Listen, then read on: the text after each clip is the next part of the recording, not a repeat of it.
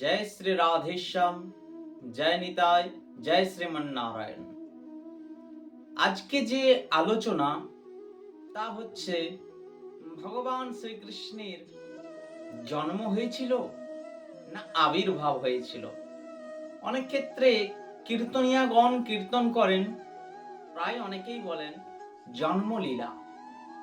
আসলে ভগবান জন্ম নিয়েছিল? ভগবানের তো জন্ম মৃত্যু নেই।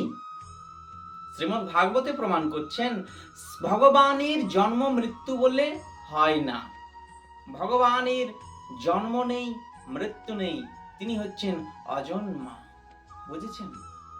তাহলে ভগবান এলেন কিভাবে? না, ভগবান আবির্ভূত হয়েছিলেন। না, কোথায় আমরা জানতে পারবো?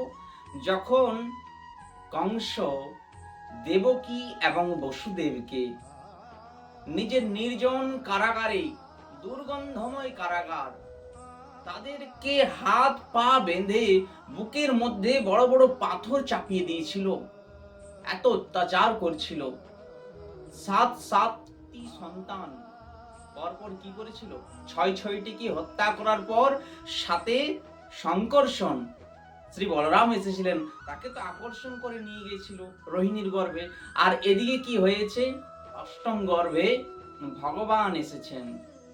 ভগবান যখন আসছেন না, দেবকীর অঙ্গ প্রত্যঙ্গ শ্রীময়ী হয়ে উঠল। কি হলো? না, অঙ্গ প্রত্যঙ্গ থেকে আলো বের হতে লাগলো। বুঝেছেন? তো সেই সময় ভগবান শ্রী হরি জন্ম হয়নি, আবির্ভূত হয়েছিলেন। কেমন ভাবে?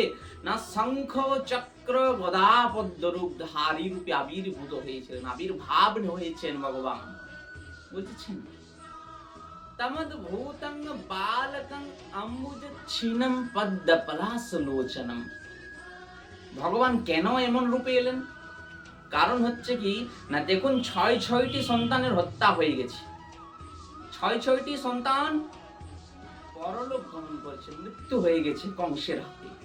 এইবার যদি ভগবান ওই শিশু রূপে আসে না, তাহলে দেবকী বসুদেবের মনে আর বিশ্বাস জন্মাবে না। তাদের সেই বিশ্বাসটি রাখার জন্য, আর এদিকে ভগবান তো অন্তর্যামী, শ্রী হরি নারায়ণ তো অন্তর্যামী, তিনি সবকিছুই জানেন।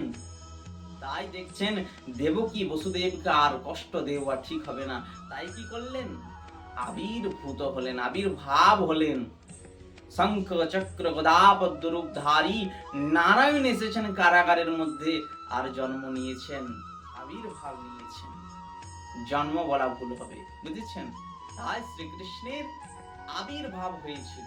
ভগবানের জন্ম নেই, মৃত্যু নেই। আমাদের এই দেহের জন্ম আছে, মৃত্যু আছে। কেন? আমাদের দেহে দেখছেন না কি? মাটির দেহ। আমরা জন্ম নিচ্ছি, আবার মৃত্যু হচ্ছে, মর্তধামে এসেছি, মৃত্যু হবেই একদিন। আর মৃত্যু হওয়ার পর এই দেহ ছেড়ে প্রাণ পাখি কোন দিন চলে যাবে কেউ জানে না। তাই আমাদেরকে বিশেষভাবে এত অহংকার করা উচিত নয় যে আমরা সর্বজ্ঞ, আমরা সব জানি, আমি পণ্ডিত, আমি ব্যবসায়ী। অহংকার কখনোই করা উচিত নয়। তাই ভগবানের শ্রী নাম জপ করুন আর আনন্দে থাকুন। জয় শ্রী রাধে, জয় শ্রী রাধেশ্যাম।